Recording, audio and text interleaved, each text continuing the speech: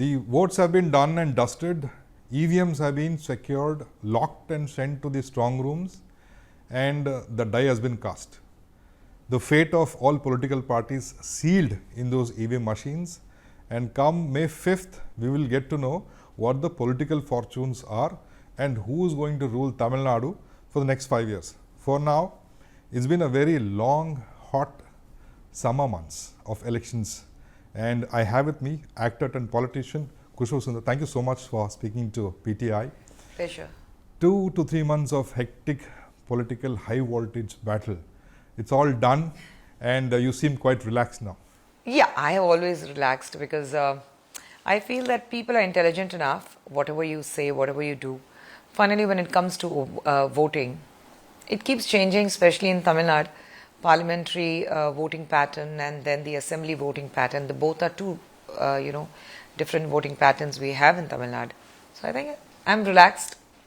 What has been the high in the last couple of months when you talk about this political management and headline management and things like that? To me personally, the biggest high has been my husband contesting. Yeah. So that was the biggest high for me. But yes, as a BJP state's vice president, I really look forward to NDA winning and EPS becoming the chief minister, where we can bring in so many of the good policies and schemes of the central government to the state. One of the two big faces of BJP, you and Annamalai, you guys sat out these elections. Were there some disappointments on those lines? Not at all.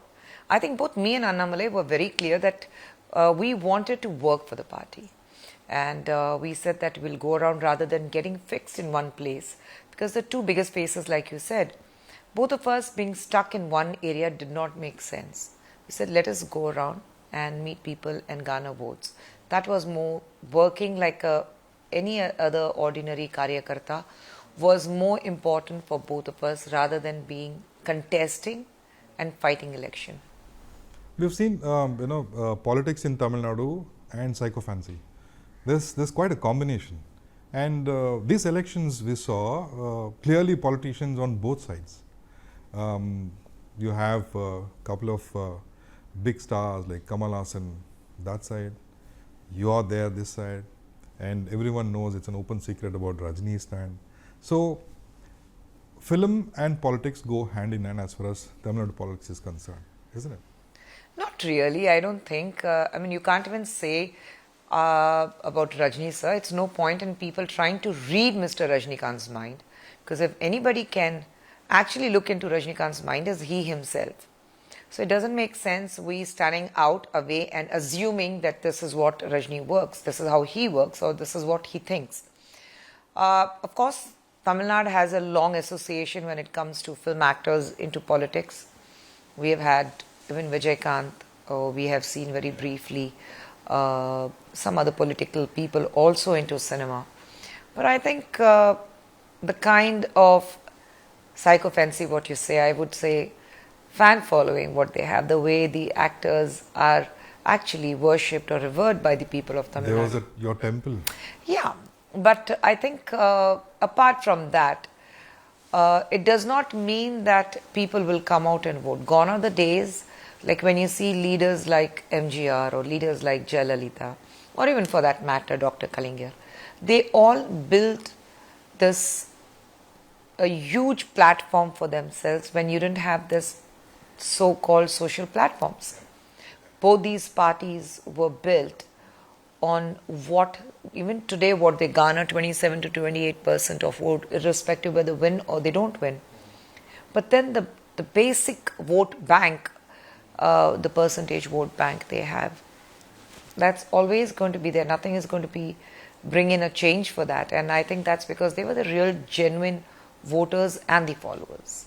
Hold on to your thought, because Vijay is one factor which I want to discuss a little later on. But as far as the alliance is concerned, this is the second time that in the assembly elections, BJP and AIDMK have come together.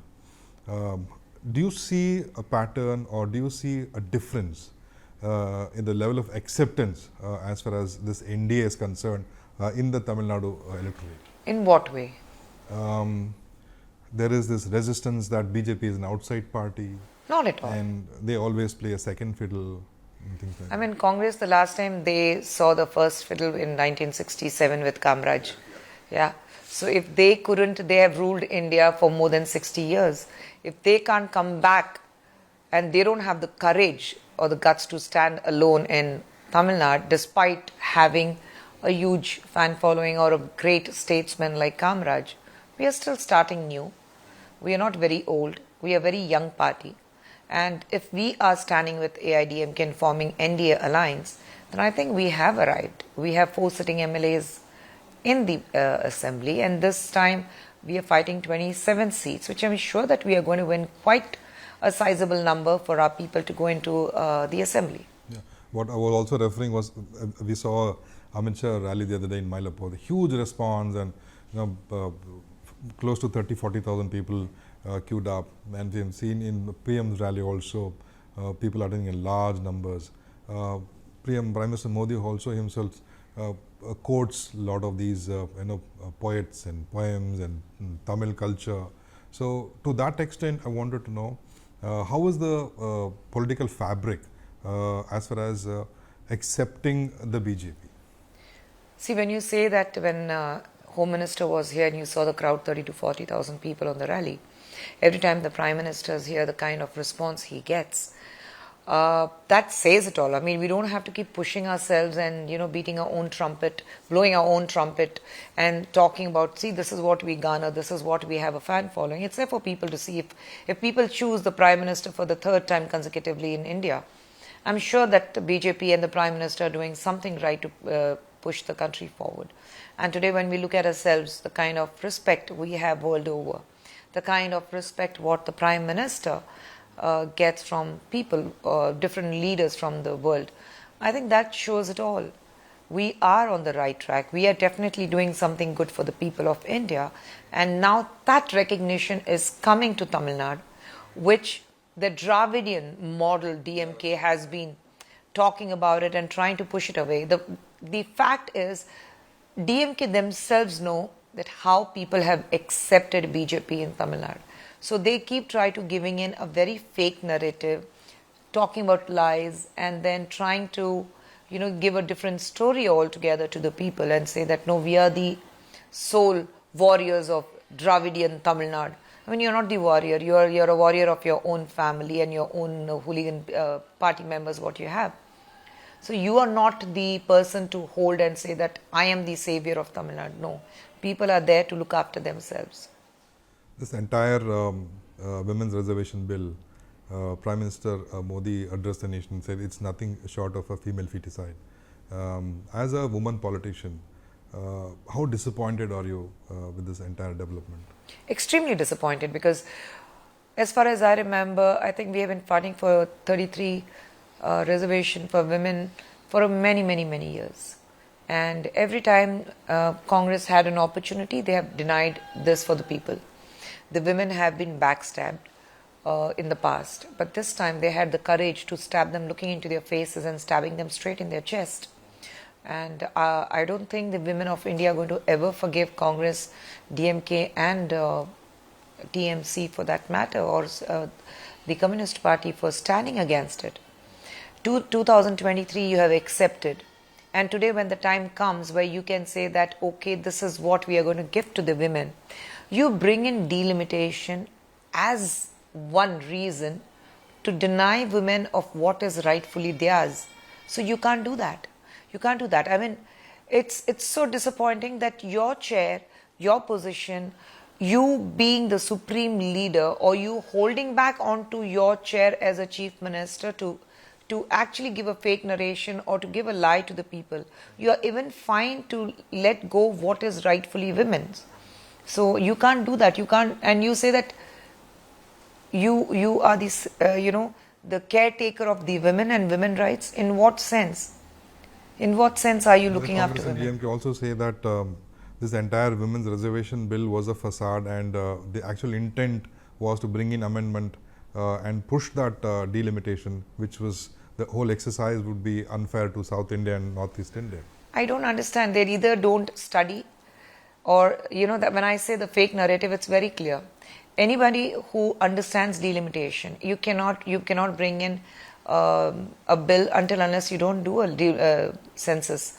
So it was done in 2011. We were supposed to do in 2021, but then it didn't happen, and the last delimitation was done in 1972. What stopped the Congress from bringing in delimitation? Wasn't that the constitutional right? Isn't that written in the Constitution that it is a must? What stopped you from 1972 to not bring in delimitation? Because you knew very well you will lose. You know that the minute there is a delimitation, there is going to be a system and people are going to vote systematically as per the population of the state. But you never wanted that. You never wanted that. You have been back, and time and again you have been doing things which is in your favor. Whatever appeals to you, to save your chair, to safeguard your own interest. It is never in the interest of the nation, of the people of the nation. So from 72, you have never brought in delimitation. What stopped you? You were in power.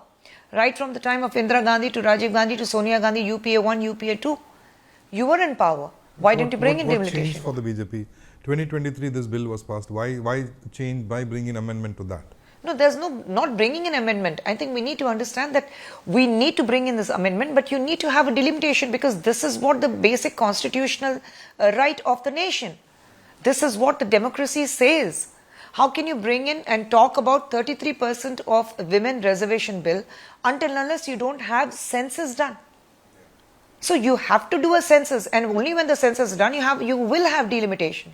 And please understand, in 2011, Rajasthan, the population was 6.8 crores. Today in 2025, we stand at almost 8.6 crores. 2011, the Tamil Nadu population was somewhere around 7.2 crores. Today we have curbed the population, and today we stand at 7.86 crores. Despite that, they gaining almost 2.4 crore population more, they were getting 19 seats. And the demography of Rajasthan and Tamil Nadu remains almost the same. Whereas Tamil Nadu was gaining 20 seats. Now, if you break Andhra Pradesh and Telangana, that is completely the fault of Congress. You wanted to be in good books. You wanted to have two states so that we can have money power from two different states. We will have two states CM in our hand. So you break a state like Andhra Pradesh into two. And now you talk about that no, Andhra Pradesh is not going to gain or Telangana is not going to gain. I don't understand. It was you who did all of this, which you were the party to this crime, and which you have been following it for the last almost more than 52 years. Why didn't you do it? Why are you misguiding the people? Why have you become so selfish that, people like in DMK or Congress or TMC or even the communists for that matter, you become so selfish or Samajwadi that you need to safeguard your own chair, and you say that to hell with the country, to hell with the constitution, to hell with the people. I have to safeguard myself. My uncle, my aunt, my son, my daughter, my in-laws, and whoever the part of my friends, the partners in crime are coming together and committing yet another a very gory crime by denying delimitation or 33% reservation to women. So people of India are not fools. We are moving forward. Do you think it will have an impact on these elections? So people who understand this is the whole idea which they brought in, when they thought that this is going to work for the election. That you say that it was about delimitation, and you had your chief minister sitting and giving you one big bhashan and saying that I threatened the prime minister, this is a warning. Yeah, he burned the bill. He burned the bill with a lighter and everything. I don't understand. We saw him tearing his own shirt and walking out of assembly thinking that he is Rajnikant, or with six-pack he's a Salman Khan or a Hrithik Roshan. It was a very gory sight though. But you have again a chief minister who is giving a warning to the prime minister. So what message are you trying to give the world? So he thought that, probably chief minister thought that, I'm going to give this narration. I'm going to tell people that I'm here to safeguard you, and this 33% women reservation was just a facade with the hidden agenda of bringing in delimitation. Whereas people are very clear who understand the constitution of the country. They understand that this is a must. It is written in the constitution. Today you talk about Ambedkar. Who wrote the constitution? Ambedkar himself, right? So when you say that I'm an Ambedkar follow his rules. Why don't you follow his rule? Where does it go from here now? Nothing. We'll work harder. We'll push a little more harder. We definitely, we are not an aristocratic government where we'll say that it is our rule. We still strongly believe in democracy, and we say we want people from different parties to come together. Now, the only question I need to know from all the parties who have voted against it, you work for the nation or you work for yourself? It's as simple as that. If you work for the nation, stand together. You know this is the need of the hour. You know this is needed. You know this is wanted. And you know that this is what is going to take the women forward. Otherwise, stop claiming that, you keep sticking to your appeasement politics, where Rajiv Gandhi failed to give get women away from this triple talaq nonsense, and it took a prime minister like Narendra Modi, where people, the same Congress and DMK or TMC, they say that he is against the minorities, but he is one man who stood up for the women of the minority community and said that no, we need to abolish triple talaq. If given a chance to both DMK and Congress, or even TMC or Samajwadi for that matter, they wouldn't have voted for that also. But they knew that this is going to go against them. So they waited and they said, okay, fine. So it takes Narendra Modi to bring in abolishment. It takes Narendra Modi to, scrap Article 370 in Jammu and Kashmir. What have you done for the nation? You have given us a history which is like this. This is what you have, these kind of flaps on the horse's eyes, so that he doesn't see right and left, he just sees the straight road. This is the history you have given us. But people today are not crazy. They learn from, the world history is at their fingertips, not only in the school books, textbooks now. So you can't deny the people of what is rightfully theirs. So we will make sure, not now, 2027, we'll come back. We'll come back with a force, and we'll make sure that what women need, this 33% reservation bill, they will. You have your own sister in the parliament. You're fine with that. How many women percentage you have fielded in this election? Hardly 3 or 4%. We are talking about 33%. So we still have, almost 12 or 14% women we have fielded. But you don't even do that. For you, it's the basic male ego that needs to be boosted. It has to be my way. Is it going to be tough for the BJP or the NDA? You have an UCC and then one nation, one election. Two important bills. Wasn't one nation, one election part of India years ago, before the Congress took over? They changed it. India had one nation, one election. Who changed it? You did it. So why blame us? We are asking you to follow what was followed by the Congress themselves. So why is Congress opposing now? It's not that a rule which has been one nation, one election, one election, one nation has not been brought in by BJP. It is what Congress had followed earlier. So why oppose now? Because now you know that you can play the games. Parliamentary election where you have assembly elections. You can play around. Money power is there. So you can play with it. You can play with the appeasement politics. You talk about Dravidian. You talk about backward class. You talk about the tribes. You talk about OBC. But what? When we wanted Draupadi Murmu to be the president, the same Kharge called her an evil. In evil witch, that she can't be there from a tribal background. So you have Congress who have been, and today you have Mallikarjun Kharge, a Congress president, calling the Prime Minister as a terrorist. So you see the kind of words they use. He clarified, but he wanted to say terrorize. Maybe he got the words wrong. That's what he clarified. Great, we understand. So tomorrow we can call Rahul Gandhi or anybody else in the party as we wish to and say, no, actually this is what we want to do. So there's a slip of the tongue. I mean, you hold a position.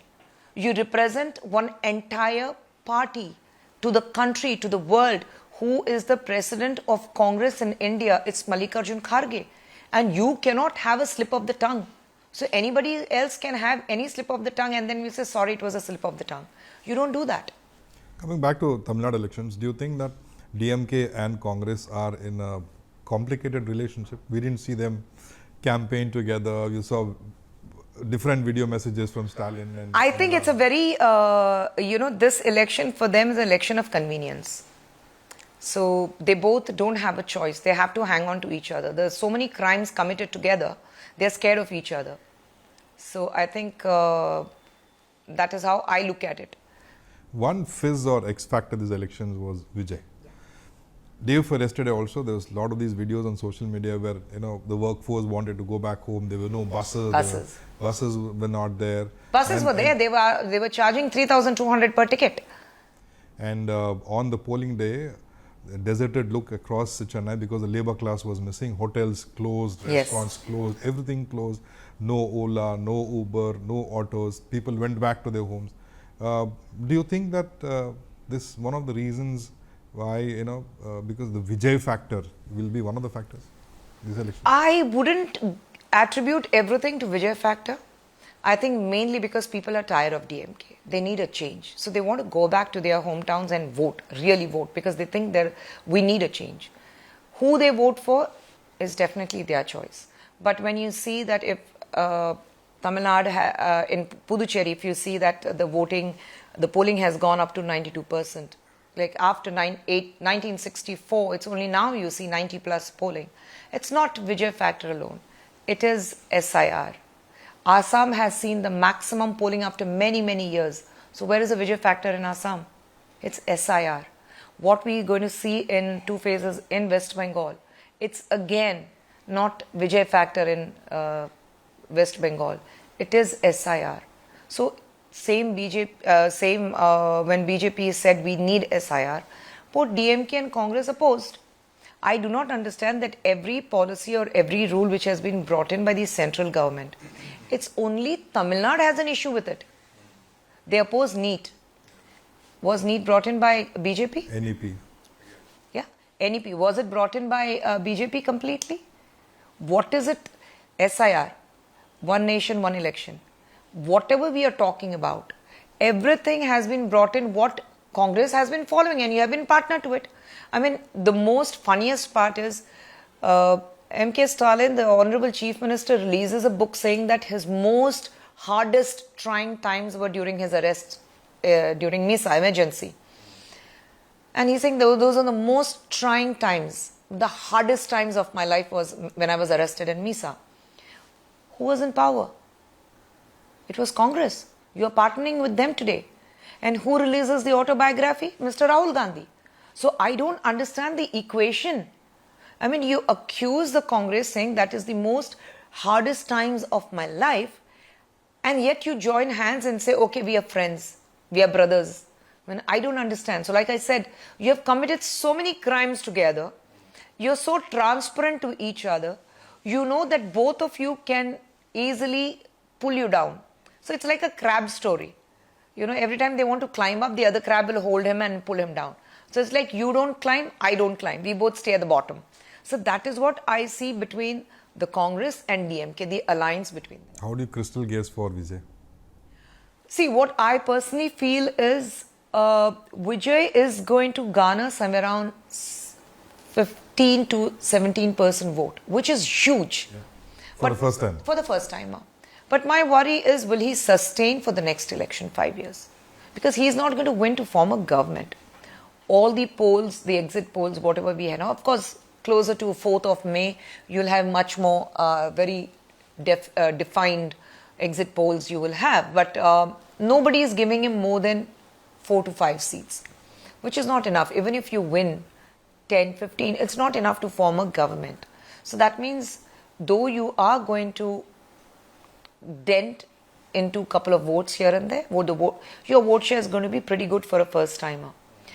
But then the sustainability is what is extremely important. 5 years, it's a long time. It's never happened in the history of Tamil Nadu politics, but then there might be a chance of a fractured mandate. I don't think so. I don't think so. Tamil Nadu has seen when MGR was a CM candidate, he had a vote share of almost 31%. So, you know, those times are gone. They thought that AIDMK can never win because MGR was unwell, he was shot. But from the hospital bed, he did this, and it was a sweeping victory. So, the base of AIDMK is completely different. What I see DMK now... Do you think it's intact, or after Jayalalitha it's eroded to a certain... Sorry? After Jayalalitha, yeah, the cadre and the vote share, has it eroded? No, definitely not. See, you have, that was I said at the onset, the vote bank what they have, both DMK and AIDMK. DMK somewhere around 25 to 26%, AIDMK around 27 to 28%. Nobody can touch that. That vote share will remain whether they win elections or they don't win election. Nobody can touch that because that's the base, that's the Kada base what they have. The Kada base they have is extremely strong, and like I said, the leaders have built it to that extent. But today what I see, DMK is not the DMK which I have seen in the last 40 years in Tamil Nadu. It's a different DMK altogether. Today it's only about money power. Today it's only about, that arrogance of power. That's the only thing I get to see. The humbleness, the down-to-earth attitude, what attracted me to DMK, to be part of DMK when I decided to get into politics. I don't see that DMK at all. I mean, to me, I can easily define DMK as before Kalaignar and after Kalaignar. That is very easiest way for me to define DMK today. Well, this is some serious aspects. Let's go to some fun aspects. Social media was very interesting these elections. A couple of memes that I want to bring it up and what your reaction on that. One is when Vijay was cycling, suddenly someone wanted to give him a bouquet. He left the cycle and ran away. He thought it was a bomb. And then there was another meme where it was about Prime Minister Modi. He tried to look a little darker to connect with people of Tamil Nadu. That went a little viral as well when he addressed a rally somewhere in southern parts of Tamil Nadu. So, a lot of these memes were dominating this election. What was your chatter? See, when you see all these things. As far as the Prime Minister is concerned, I can write it down and give it to you in blood that he is not somebody who would want to turn darker to appeal to the people. It's just that in today's times, I saw some picture where myself and two of my other colleagues were in a swimsuit. That there's a vote, there's an election happening, and look at these three girls. So I was glad that at least you called me a girl. And I thought that all three of us and all my contemporaries, we were together. So I said, at least we three women looked hot in a swimsuit. So I said, thank you very much. We looked quite healthy, shaped, and a nice swimsuit it was. But Vijay, see again, it's very, very normal for any man to react, especially when in a position like Vijay's. If somebody can reach out to him, there's a breach of security. So that fear factor will always remain. And more than him, it's the people around where we see the accidents happening, we see people coming on a bike, we see people trying to, chase him, getting onto the van and everything. It was quite natural for him to get spooked like that. Yeah, that's very natural. I mean, I don't find anything funny about it, but I think it's very natural and not only Vijay, anybody out of the blue, if somebody is going to come and jump on you, you're going to get spooked out. So it's very natural. Another thing about Vijay is that he carried through entire elections without a single interview to anyone. Scripted speeches, I don't know, what do you make out of it? Not a single interview. Yeah, probably. There's so many controversies around Trisha, around... no, I think more than the controversy, see, anybody for that matter, if they are in a public life, speak politically. I don't think we need to touch even the personal lives of theirs. They are human after all.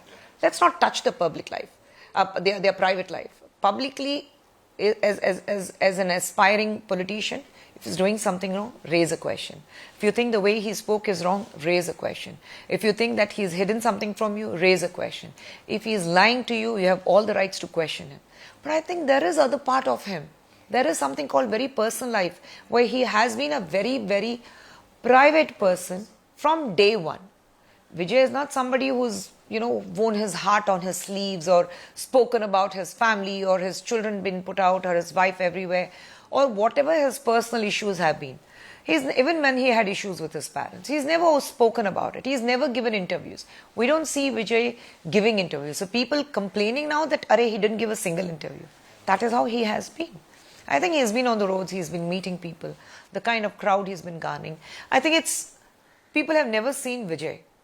So I wouldn't be surprised. My daughter is a huge Vijay fan. If Vijay is going to go from here, I'm sure she's going to walk out on the streets to take a look at her favorite actor. I wouldn't be surprised, she being a Vijay fan. There was a dress code, you remember, for today's election. Beige color pant and white shirt. And interestingly, Annamalai was wearing the same combination. I didn't Again, social media thing I was bringing up. No, I didn't know there was a dress code. Yeah, they What- called what out did saying that my all hus- Vijay fans will wear a beige pant and a white shirt to show solidarity. Oh no, I didn't know that. So my husband was wearing beige pant with a green shirt, something. Yeah, I think he went from here, white shirt or something. I don't know. What was he wearing? Yeah, something he wore and went. Well, next 10 days. So, what are the emotions and are you taking a break? You've never been with your kids this summer, I think. I took a break the entire month. My shoot was postponed because I couldn't shoot at all. I had to be in Madurai. I had to go around. I was in Kerala. I was in Puducherry. I was in Ooty. I was in Kovai. I was again in Kerala, and even in Madurai, I was going in the surrounding areas. So it was very important for me to be in Madurai. So I had cancelled all my shoot. It's been pushed. So now I start shooting end of the month. And then again from 4th, we have to wait and see the results. So, work after work, no vacation. No vacation. I don't think I'll have vacation till the September holidays. On 5th, what's your prediction? 4th? Sorry, yeah. Yeah. Fourth evening. No. I mean, if you're asking as a wife, of course I want my husband to win. And fingers crossed, we have seen a lot of positive vibes. So we really hope that he wins. And as a party, I definitely think there should be a change. People are fed up of DMK, and I am fed up. I'm not saying as part of BJP or NDA alliance, but I think the kind of corruption what we have seen, the kind of non-development and no governance, zero law and order, women's safety is down the drain. I think, and the party doesn't have any answers. The chief minister doesn't have any answers. Please tell me one issue about women which he has addressed. If he can threaten the prime minister, he can threaten the people of Tamil Nadu and say, one more, somebody lays a hand on the women of my state, they will see a different side of Stalin. Why didn't he say that? Did he issue a warning to the perpetrators? He didn't.